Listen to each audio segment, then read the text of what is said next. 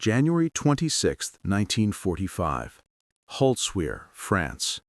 Snow covered the ruined village, smoke drifted over the shattered roofs, and the air smelled of oil, metal, and burning flesh. A young German soldier from the 2nd Mountain Division pressed his face to the shattered window of a field aid station. Through the drifting smoke, he could see his comrades being carried in on stretchers, men who, only an hour earlier, had marched out with confidence and cold discipline. Now they came back twisted, screaming, or silent.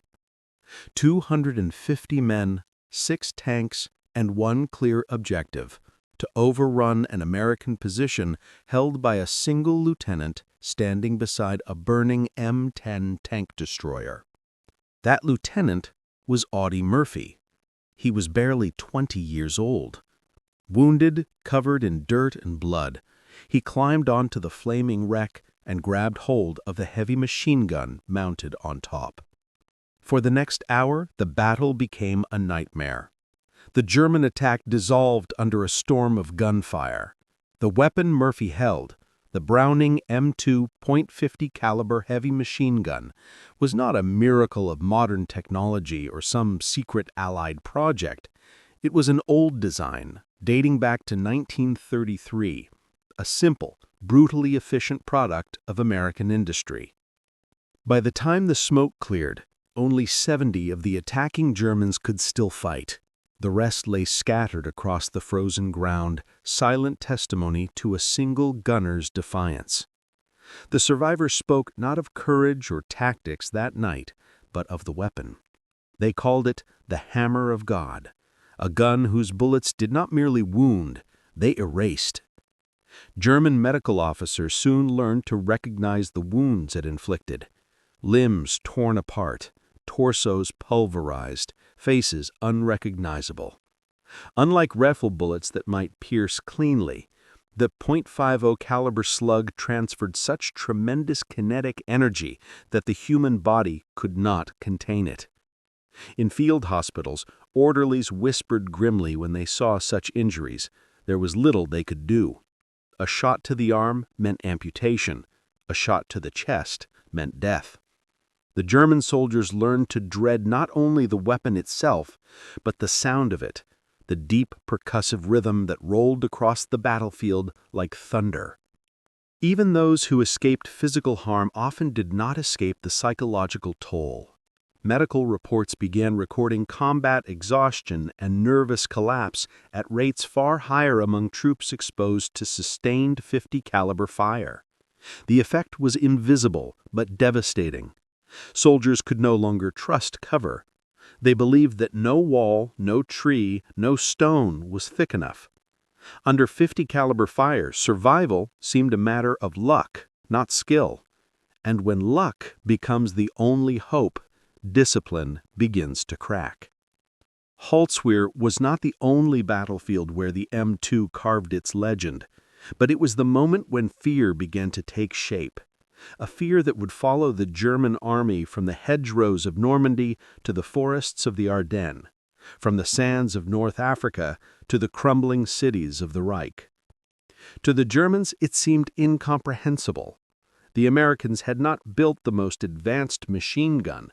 The Browning M2 fired slowly compared to their own MG-42. It weighed more, and its ammunition was cumbersome.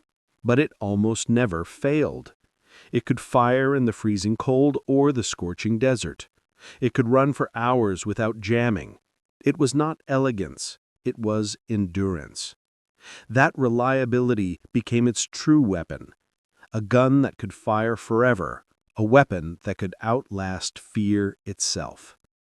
In the years leading to Holzwihr, the American military had taken the principles of mass production, standardization, interchangeability, and industrial scale and applied them to warfare. The result was not just a gun, but a doctrine. While German engineers pursued technical perfection, the Americans built reliability into every bolt and barrel. They didn't need the most complex weapons. They needed weapons that every soldier could trust. The Browning M2 fit perfectly into that philosophy. It could be mounted on jeeps, tanks, bombers, half-tracks, and even ships. It became the universal language of American firepower. By 1945, wherever American forces moved, the M2 moved with them, mounted high, turning slowly, always watching, always ready. In Holzwehr, that doctrine meant the German army's last remnants of confidence. The 2nd Mountain Division had seen combat before. On the Eastern Front, in Italy, in the Balkans, its men were veterans hardened by years of brutal fighting. Yet nothing had prepared them for a lone American soldier who refused to die and a weapon that refused to stop. The after-action reports describe the engagement clinically. Enemy assault repelled.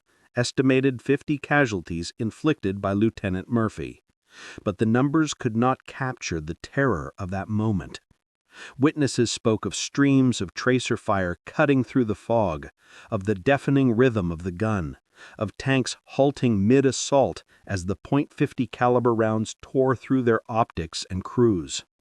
When the Germans finally retreated, the battlefield fell eerily silent, except for the sound of the M2 still cooling, metal ticking softly in the cold.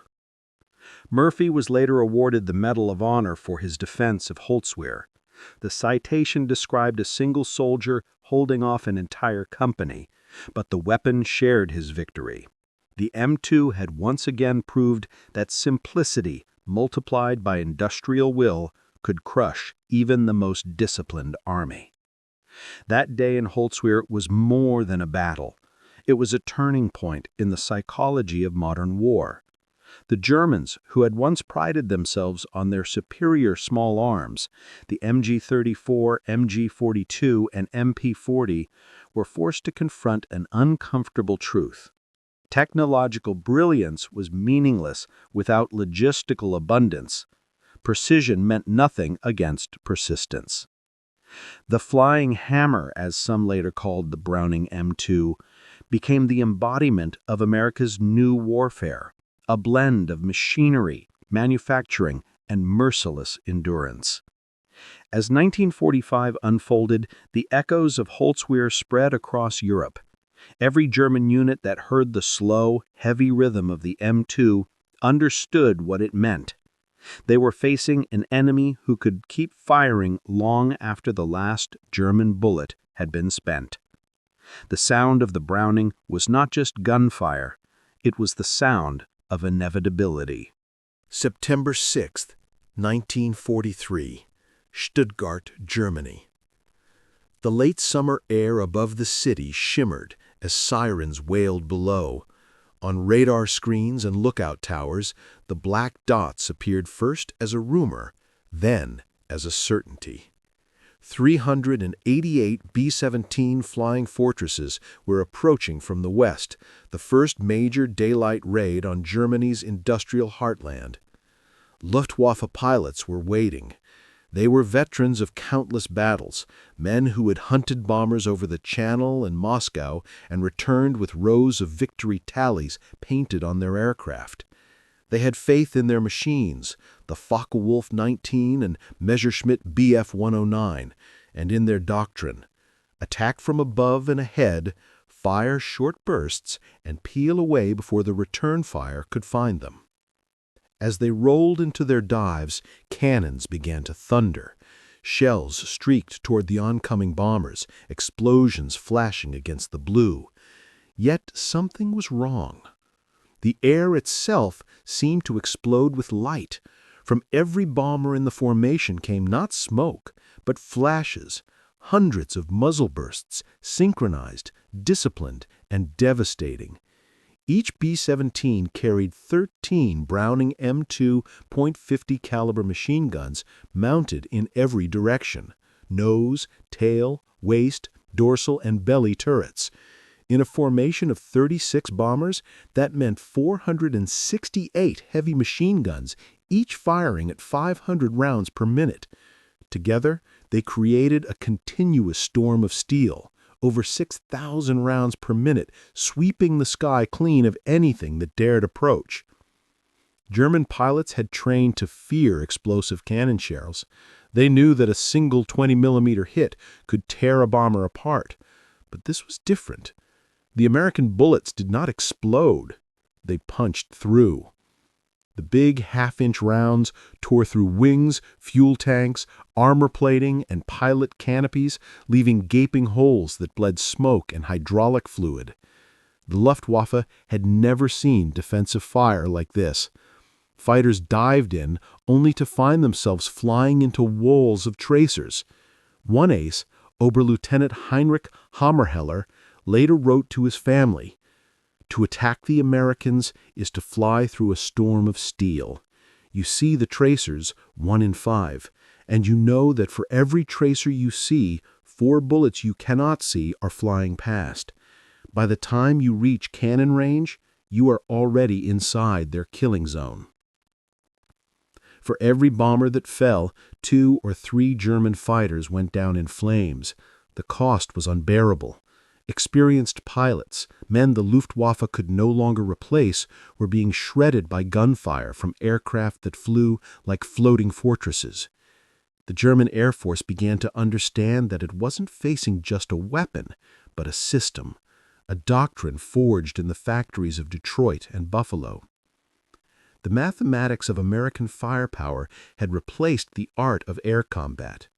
Each B-17 carried between 5,000 and 7,000 rounds of .50 caliber ammunition, and some crews even packed more, ignoring weight limits. The U.S. doctrine did not rely on a single perfect shot. It relied on an avalanche of bullets. German pilots attempted new tactics. They attacked from the front, diving head-on through the formations. They tried climbing from below, where the bombers' fire arcs were weakest. They tried lateral slashing runs, hoping to catch a single bomber in crossfire. None of it worked for long. The Americans had built overlapping fields of fire into their combat box formations. Every gap was covered by another gunner. If a fighter approached from below, the belly turret would track it. From above, the dorsal guns. From behind, the twin tail guns. From the sides, the waist positions. The result was an impenetrable three-dimensional grid of death. The key to the American success was not sophistication. It was reliability. German aircraft cannons like the MG-151 and the Mk-108 were powerful but temperamental. They jammed in the cold, overheated under stress, and required constant maintenance. At high altitude, in sub-zero temperatures, the lubricants would freeze solid. The Browning M2, by contrast, fired in any condition. It operated in snow, ice, and tropical heat alike. Crews often fired it until the barrels glowed red, swapped the overheated metal for a new one in minutes, and kept shooting. The gun's mechanism, designed by John Browning decades earlier, was simple, solid, and nearly indestructible. Lieutenant Wolfgang Fischer, a German Luftwaffe pilot who survived the war, later told Allied debriefers in March 1946, "We called the American bombers the Fliegenden Festungen, the flying fortresses. But what made them true fortresses was not the armor or their discipline. It was those machine guns. They never jammed. They never gave us an opening. We lost more men to the bombers' guns than to American fighters. Flying into that formation was like flying into a meat grinder." By late 1943, German morale in the air had begun to break. The Luftwaffe still fought ferociously, but its aces were dying faster than new pilots could be trained. The long-range escort fighters that would soon arrive, the P-51 Mustangs, only sealed the fate that the Browning had already written in the sky. Behind each .50 caliber burst was not just a bullet, but an idea. That war could be won by volume. That overwhelming, relentless, unstoppable fire would wear down even the most disciplined enemy. The weapon became the American answer to the Luftwaffe's doctrine of precision. Where the Germans prized skill, the Americans relied on power. Where the Germans valued maneuver, the Americans valued mass. It was the difference between craftsmanship and industry, between finesse and force. As the wreckage of the day's raid fell burning across Stuttgart, one truth became inescapable. The air war had changed. The era of the dueling ace was ending. The future belonged to machines, reliable, mass-produced, and utterly merciless. From that day on, the Luftwaffe never again viewed the B-17 with contempt. They attacked because they had to, not because they believed they could win. Every burst of tracer fire, every glint of sunlight off a Browning barrel was a reminder that the Americans had turned industrial production into a weapon of its own. The sound of the M2's heavy rhythm echoed in every German pilot's mind, a thunderclap that signaled the death of the old air war. June 6, 1944, Normandy, France. The sea was gray and angry that morning. The beaches of northern France erupted under the relentless pounding of naval guns, and through the smoke came the silhouettes of landing craft filled with American soldiers. On the bluffs above, German troops of the 21st Panzer Division waited behind sandbags and machine gun nests. Among them was Oberst Hans von Luck, a seasoned officer who had fought in North Africa and Russia. He expected courage from the Americans, but what he encountered was something entirely different, a machine storm. When the first American tanks crawled onto the beach, von Luck's men opened fire. But within minutes, their own positions were shredded. Every tank, every half-track, every jeep that emerged from the surf spat fire from a weapon mounted high and turning with mechanical precision. The 50 caliber Browning was everywhere, on Sherman tanks, M10 tank destroyers, armored cars, jeeps, trucks, and even supply convoys. It had become the most ubiquitous instrument of war on the battlefield. Von Luck wrote later in his memoir Panzer Commander, "We had been told that German training and tactics would overcome American material advantage, but in Normandy I learned the truth. The Americans did not need superior tactics. They had enough ammunition to make mistakes and still win." It was not a metaphor. American units advanced through hedgerows firing continuously. Every hedge, barn, and window that could conceal a threat was riddled with bullets before infantry ever approached. The U.S. Army called it recon by fire. To the Germans, it felt like madness. To the Americans, it was doctrine. A single armored division could field hundreds of 50 caliber machine guns, each supplied with thousands of rounds of ammunition. The result was a form of warfare the Germans had never imagined. A continuous roar of fire, an unending rhythm of death that drowned out all tactics. The MG-42, the pride of the Wehrmacht, could fire 1,200 rounds per minute, twice the rate of the Browning. It was accurate, terrifying, and mechanically elegant. Yet its greatest flaw was one the Americans had already solved: logistics. German units often carried no more than 1,800 rounds per gun. Their doctrine demanded strict fire discipline. The Americans, by contrast, fired freely, their supply lines delivering endless belts of ammunition. Where German squads fought to conserve bullets, American units fought to overwhelm. In the Bocage country of Normandy, where visibility was limited and ambushes were frequent, the sheer volume of American fire destroyed German initiative. Soldiers soon refused to move in daylight. One captured squad leader told his interrogators, "It was mathematics. Movement meant death." The American armored columns perfected a technique that turned firepower into geometry. Convoys advanced in alternating formation, one vehicle firing to the right, the next to the left, creating a crisscross of suppressive fire that covered both flanks. Any hint of movement in the hedgerows triggered a storm of bullets. The Germans called it die Feuerhölle, the fire hell. Entire ambush teams were annihilated before they could even shoulder their Panzerfausts. German anti-tank gunners began to dread the sound of approaching engines, for they knew what followed: the rhythmic beat of dozens of Brownings opening fire at once, their tracers sweeping across the countryside like the scythe of an invisible reaper. Reports from captured units tell a consistent story. German platoons that had once excelled in stealth and maneuver now cowered in silence. Convoy ambush tactics that had worked in Russia and North Africa failed catastrophically in France. The U.S. Army had created a battlefield where movement itself became impossible. The enemy could not advance, could not retreat, could not resupply. The .50 caliber gun was not just a weapon, it was a barrier. One of the most feared American vehicles was the M16 multiple-gun motor carriage, a half-track fitted with 4 .50 caliber Brownings in a powered turret. Originally designed for anti-aircraft defense, it proved devastating against ground targets. The troops nicknamed it the meat chopper or the Kraut mower. An after-action report from the 473rd Anti-Aircraft Artillery Battalion in November 1944 described how these vehicles repelled repeated infantry attacks by sweeping fire across open fields. Each turret produced 2,200 rounds per minute, a wave of destruction that no human formation could endure.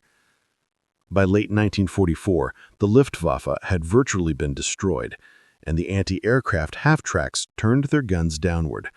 Wherever they appeared, German infantry melted away. As the Allies pushed east through France, supply became the true weapon of war. American convoys stretched for miles, carrying ammunition, fuel, and food across the ruined countryside. German commanders, desperate to halt the advance, ordered ambushes along narrow roads and wooded passes. But the pattern repeated itself. Every few trucks carried mounted Brownings, their gunners scanning the horizon. When the ambushes began, the return fire was immediate and overwhelming. German platoons were torn apart within seconds. Survivors fled into the woods, leaving behind smoldering weapons and blood-soaked ditches. By autumn, the Wehrmacht had all but abandoned large-scale attacks on American supply lines. Their losses were too heavy, their morale too fragile. The unstoppable rhythm of .50 caliber fire had broken them. The cumulative effect went beyond the battlefield. American logistics became unstoppable because the Germans could no longer interfere with it. Every gallon of fuel, every crate of shells, every replacement rifle reached the front lines on time. The Wehrmacht, meanwhile, starved. Ammunition rationing became routine.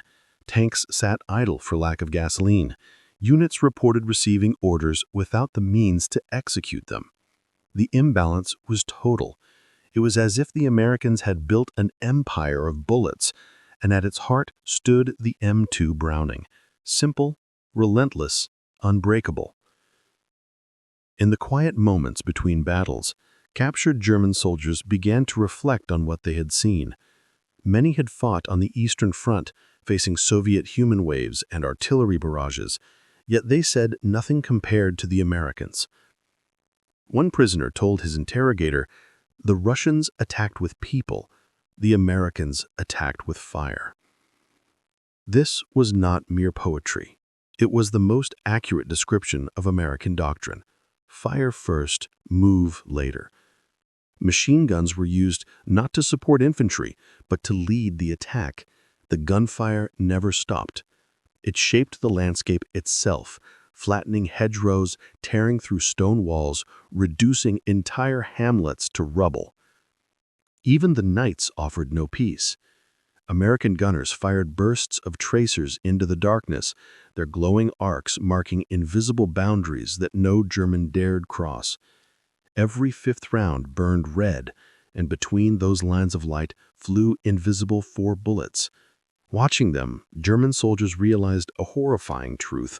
What they could see was only a fraction of what they were being killed by. By the winter of 1944, the psychological effect was complete. Veteran officers wrote of men who could no longer stand up under the American firepower. They trembled at the first distant rumble of a tank column, certain that behind it came hundreds of Brownings ready to turn any open field into a graveyard. Even when no shots were fired, the threat of the weapon shaped their behavior. Soldiers refused to move in daylight. Patrols disobeyed orders to cross open ground. Convoys halted for hours, waiting for nightfall. The presence of the .50 caliber had become a psychological front line stretching across Europe.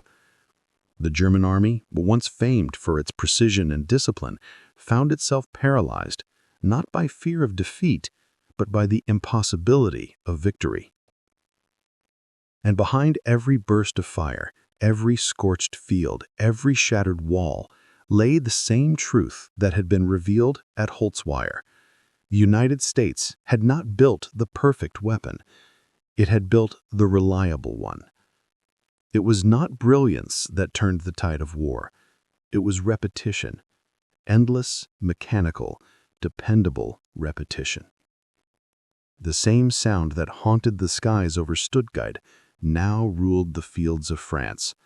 The heavy, measured rhythm of the M2 Browning, the heartbeat of an army that could not be stopped. By late 1944, the war in Western Europe had become a single, continuous battlefield, stretching from the beaches of Normandy to the Rhine.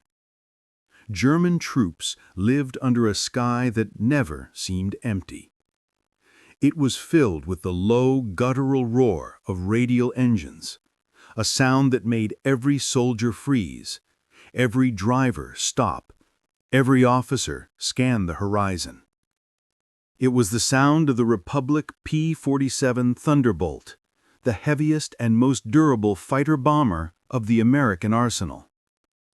The Germans called it der Donnerbolzen, the Thunderbolt, and they learned to fear it not for its bombs, but for the devastating 8.50 caliber Browning M2 machine guns embedded in its wings.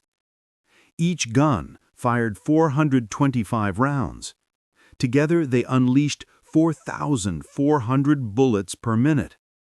For the soldiers below, that meant a single P-47 could turn the ground into a furnace of lead.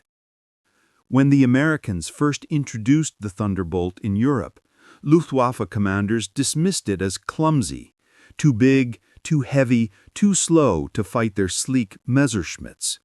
But in ground attack operations, its mass became its strength. The P-47 could dive at nearly 700 kilometers per hour, soak up anti-aircraft fire, and pull out of its run with barely a scar. It was, as one pilot said, a flying tank with wings. What made the P-47 truly terrifying was not its bombs, but its machine guns. Strafing runs became the daily punctuation of German life behind the front lines. Convoys, trains, and troop columns that once moved with discipline now scattered like insects the moment they heard engines in the distance. A typical attack came without warning. The first sign was the faint whine of engines above the clouds. Then, from the sun or a bank of mist, the silver-bellied fighters appeared, dropping fast, wings level. At 800 meters, the pilots opened fire, and the air filled with streaks of red tracers. The bullets hit roads, trees, vehicles, and men alike. Metal ripped, fuel ignited, and the neat geometry of German order turned into chaos. A German supply sergeant later told interrogators, "You hear the engines first. By the time you look up, they are already firing. The bullets hit the road, the vehicles, the men all at once. There is no cover that works. Stone walls crumble, trees are cut down, metal tears like paper." For soldiers, the instinct to seek shelter became meaningless. Hiding behind a wall or under a truck offered no safety. The .50 caliber bullets could pierce both, sometimes passing through multiple obstacles before stopping. Men who survived the first pass rarely survived the second. Each P-47 carried roughly 3,400 rounds of ammunition, enough for several attacks in a single sortie. American pilots called their missions armed reconnaissance. They would simply fly over designated sectors, searching for targets of opportunity, convoys, gun emplacements, or lone vehicles on country roads. To the Germans, this was a new kind of warfare, relentless, impersonal, and efficient. The P-47 pilots didn't hunt individual enemies. They erased anything that moved. Every daylight journey became a gamble with death. Commanders began to issue new orders. All movements were to occur at night or under heavy cloud cover.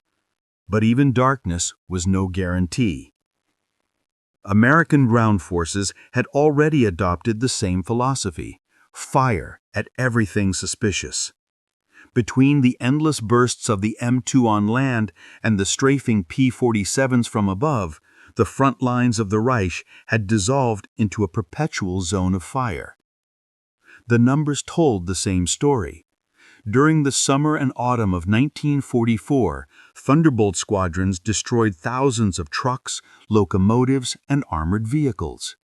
The German army's logistics chain collapsed not from lack of courage, but from air-delivered machine gun fire. Unlike the British or Soviet air forces, which emphasized bombing and artillery coordination, the Americans relied on the simple arithmetic of destruction. The more bullets fired, the fewer enemies left. Each flight of 4 P-47s brought 32 machine guns to bear. A single attack wave could sweep a highway clean of life. Survivors often described the attacks as horizontal rain, a storm of lead so thick that the very air seemed to hiss. One German corporal captured near Liège later described the terror in his interrogation notes. "You hear the engines first. By the time you look up, they are already firing. The bullets hit the road, the vehicles, the men all at once. There is no cover that works. Stone walls crumble, trees are cut down, metal tears like paper." For soldiers, the instinct to seek shelter became meaningless. Hiding behind a wall or under a truck offered no safety. The .50 caliber bullets could pierce both, sometimes passing through multiple obstacles before stopping. Men who survived the first pass rarely survived the second. The Thunderbolt's psychological impact was immense. Troops began abandoning vehicles at the first hint of air activity, preferring to walk through forests and ditches rather than risk the open roads. The speed of American advances increased not only because of superior logistics, but because the enemy simply refused to move in daylight. Every time a Thunderbolt's engine echoed overhead, entire sectors froze. German officers struggled to maintain command and control. Telephones were cut, radio convoys destroyed, and supplies burned before reaching the front. The Wehrmacht's finely tuned war machine was unraveling not from a single catastrophic defeat, but from the relentless attrition of firepower. When Generalmajor Fritz Bayerlen of Panzerlehr Division analyzed his unit's collapse after Operation Cobra, the Allied breakout from Normandy, he noted that it was not the bombs or the tanks that had destroyed his division. It was the constant machine gun fire that prevented his men from maneuvering. He wrote, "Our soldiers could not move. Any movement drew immediate fire. Their machine guns were everywhere, on tanks, on jeeps, in the air. They fired until there was nothing left to shoot." By early 1945, the once mighty Luftwaffe could no longer protect its troops. The skies belonged entirely to the Americans. German commanders who had fought for years on multiple fronts began to understand a grim reality. They were not being defeated in individual battles. They were being outproduced. For every German gun, there were 10 American guns. For every truck destroyed, another arrived within hours. For every aircraft lost, two new ones appeared over the front. The .50 caliber Browning had become the common thread that united American firepower, mounted on tanks, ships, planes, and even in foxholes. It was the sound of industrial supremacy made flesh. The final irony was that the Germans themselves respected the weapon's simplicity. Post-war reports by surviving officers called it the most practical and universal machine gun of the war. It had no elegance, no romance, but it had what mattered most. It worked. To the soldiers on the ground, that meant a lifetime of fear compressed into seconds. The scream of engines, the flash of tracers, and the tearing thunder of a weapon that never missed its chance. By the spring of 1945, when the P-47s roamed freely over a shattered Germany, every man who heard that sound knew the truth. The war was no longer about courage or tactics. It was about who could keep firing longest. And America, armed with the Browning, could fire forever. December 16, 1944, the Ardennes Forest. Snow fell silently over the pines, covering the wreckage of months of war. Beneath that calm, 200,000 German soldiers waited in the cold. Their orders were desperate yet ambitious: break through the Allied lines, reach the Meuse River, and divide the enemy armies. It would be Hitler's last gamble, his final bid to change the course of the war. For the first few days, it seemed to work. The German offensive, soon to be known as the Battle of the Bulge, achieved total surprise. Fog and snow grounded Allied aircraft. American units, stretched thin, fell back in confusion. Columns of German armor rumbled through the narrow forest roads, and for a brief moment it seemed as if the old lightning of Blitzkrieg had returned. But the illusion could not last. The same logistical and material advantages that had crushed the Wehrmacht in Normandy began to reassert themselves. When the skies cleared, the .50 caliber Browning once again became the voice of inevitability. At the besieged town of Bastogne, surrounded American forces clung to their defenses. Temperatures dropped below freezing, ammunition was rationed, and food grew scarce. Yet through the snow and chaos, one constant remained: the rhythmic, pounding fire of the M2 machine gun. Mounted on tanks, dug into foxholes, and fixed atop makeshift barricades, the .50 caliber transformed Bastogne into a fortress of steel. German infantry who attempted to infiltrate the lines at night found themselves illuminated by tracers, caught in the overlapping arcs of fire. Their grenades froze in their hands. Their courage froze in their chests. The Americans held. When General McAuliffe sent his legendary one-word reply to the German demand for surrender, it was not bravado, it was confidence in firepower. As the weather cleared, the sky filled once again with the roar of engines. P-47 Thunderbolts and P-51 Mustangs swept across the battlefield, their 8 Browning machine guns cutting through the forest like invisible saws. German convoys that had moved freely in the fog were now trapped, destroyed from above by the same weapon that haunted them on the ground. The Browning's thunder echoed through the Ardennes for weeks. German columns disintegrated under continuous attack. Tanks were abandoned for lack of fuel. Soldiers fled into the woods, leaving behind their weapons. Those who survived later described the nightmare in stark detail. "We could not move," recalled one Panzergrenadier. "Even when we lay still, they fired. You could hear the bullets cutting through the trees. It was like the forest itself was turning against us." The German plan relied on surprise, weather, and speed. By late December, all three were gone. American logistics surged back to life. Supply trucks poured through the snow-covered roads, each one bristling with .50 calibers. Convoys that once carried ammunition now carried confidence. The Germans had miscalculated profoundly. They assumed that bad weather would neutralize American air power and limit their heavy fire advantage. They had not realized that the .50 caliber machine gun needed no clear sky. It required only a line of sight. Even in fog and blizzards, the Brownings continued to fire, mounted on jeeps, half-tracks, and tanks. They were immune to weather, terrain, and exhaustion. The same gun that had torn through Normandy's hedgerows now tore through the frozen forests of the Ardennes. Among the German commanders tasked with holding the line was General Oberst Alfred Schlemm, head of the 1st Parachute Army.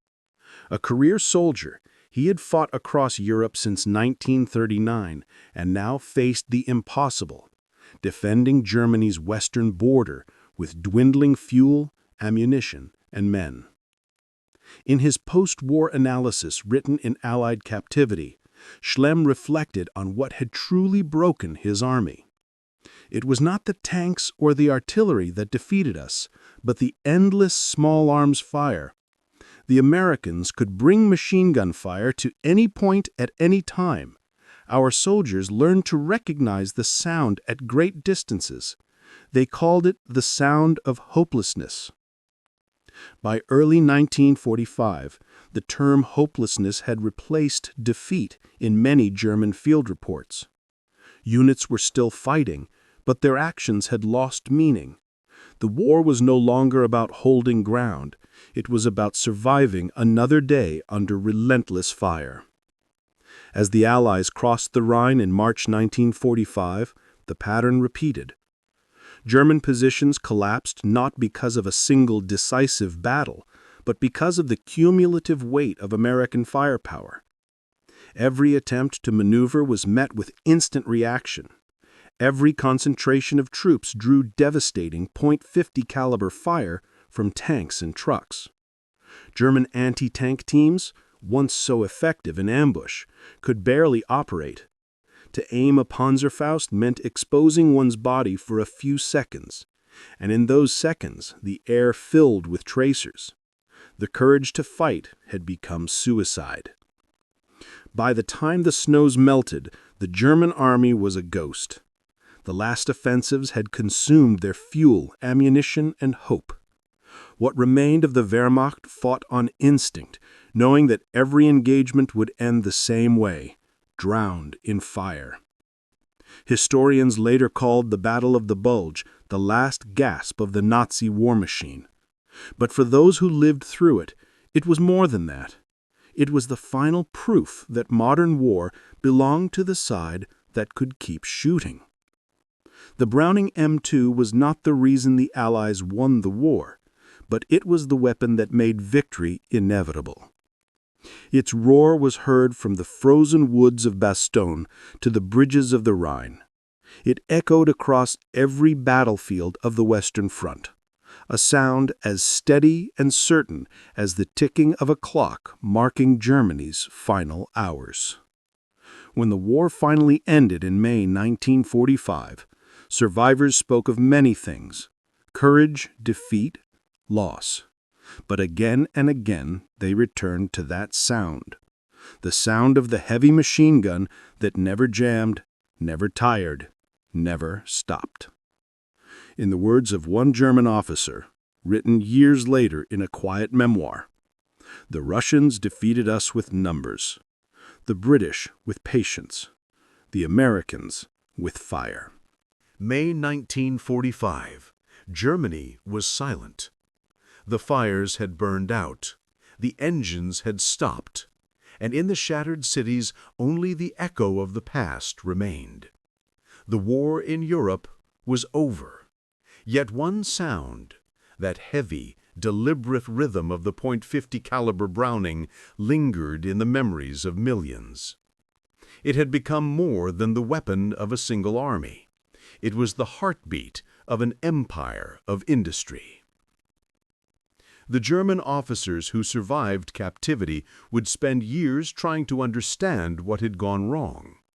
Their armies had been disciplined, their weapons technologically superior, their soldiers experienced and brave. The Americans, they admitted, had not always shown the same finesse or tactical artistry. But the Americans had something else, a system that could produce and sustain firepower on a scale the world had never seen. At the center of that system stood the Browning M2. Its specifications were deceptively ordinary, weighing roughly 84 pounds without its tripod, firing 450 to 575 rounds per minute, and using a cartridge half an inch in diameter. The weapon was not particularly fast, light, or revolutionary, yet it did not need to be. What made the M2 exceptional was not innovation, but consistency. The ability to fire under any condition with minimal maintenance anywhere in the world. It could operate at 40 degrees below zero or 40 degrees above. It could keep firing even when its barrel glowed red, when its mount was bent, when its crew was dead. It was the most forgiving weapon of the war, tolerant of abuse, dirt, rain, sand, and fear. Other nations had weapons that were more sophisticated. Germany's MG-42 had a higher rate of fire. The MG-131 aircraft gun was lighter and faster, and the 20mm cannons of the Luftwaffe delivered more explosive power. But those guns required care, precision, and craftsmanship. The M2 required only a belt of ammunition and someone willing to pull the trigger. By 1945, the United States had manufactured nearly 2 million .50 caliber machine guns of all variants, with over 350,000 of the heavy barrel model alone. Factories that had once built refrigerators, car parts, and spark plugs were now producing death in perfect rhythm. Each gun came off the line identical to the last, its parts interchangeable across divisions, theaters, and decades. It was industrial warfare distilled to a single form, the idea that a weapon need not be perfect if it could be everywhere. This philosophy extended far beyond the battlefield. In the same way, the M2 could be mounted on tanks, planes, ships, and trucks. American logistics functioned as a unified organism. Bullets manufactured in Illinois could reach Normandy in days, be fired in the Ardennes weeks later, and replaced by the ton before the barrels cooled. No other nation could match that tempo. German factories bombed by B-17s could not keep up.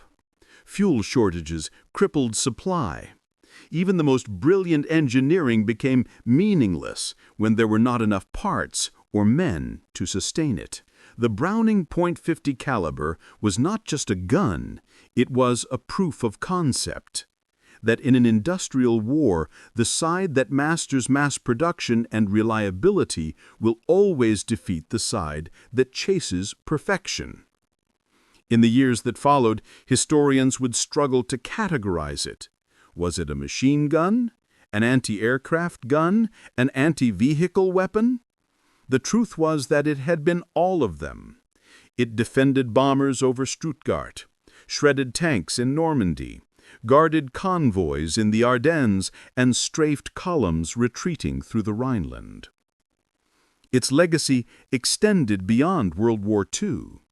The same weapon, unchanged in design, would serve in Korea, Vietnam, the Gulf War, and even into the 21st century. 8 decades after its introduction, the Browning M2 remained in service with armies around the world. Its sound instantly recognizable, a slow, steady thunder. Few weapons in human history have lasted so long without alteration. It outlived the MG-42, the Spitfire, even the B-17 itself. Its continued use is a quiet monument to the industrial genius that built it, and to the philosophy that powered the American war machine, that quantity, reliability, and endurance are the true weapons of victory. For the Germans who faced it, the memory never faded. In post-war interrogations, officers spoke not of defeat by superior tactics, but of the exhaustion of fighting an opponent who could replace everything, guns, planes, men, and ammunition, faster than they could destroy them. The .50 caliber had become the symbol of that imbalance. Each tracer that burned across the sky was a line drawn by industry, each burst a signature of mass production. It was not a weapon designed for heroism or beauty. It was designed to make heroism obsolete. In the grand museums of war, the M2 is often displayed quietly, mounted on a jeep or tank, polished and inert. Visitors pass by it without understanding that this simple, rugged machine once reshaped the very logic of combat. It represented the moment when craftsmanship surrendered to mass production, when the individual soldier gave way to the system, and when industrial might became the decisive factor in human conflict. For the men who built it, it was just another contract, another line on a production schedule. For those who faced it, it was the face of modern war itself, cold, mechanical, endless. When the last German officers filed their surrender reports in 1945, many concluded with the same haunting sentiment. One of them wrote, "We were defeated not by men, but by a machine. It was everywhere, on land, in the air, on the sea. It never tired, it never missed, it never stopped." The Browning .50 caliber did not end the war alone, but it defined the way wars would be fought thereafter, not as duels of soldiers, but as contests of production. Its thunder still echoes wherever the United States fights. A reminder, as true now as it was in 1945, that in the age of machines, reliability is the most powerful weapon of all.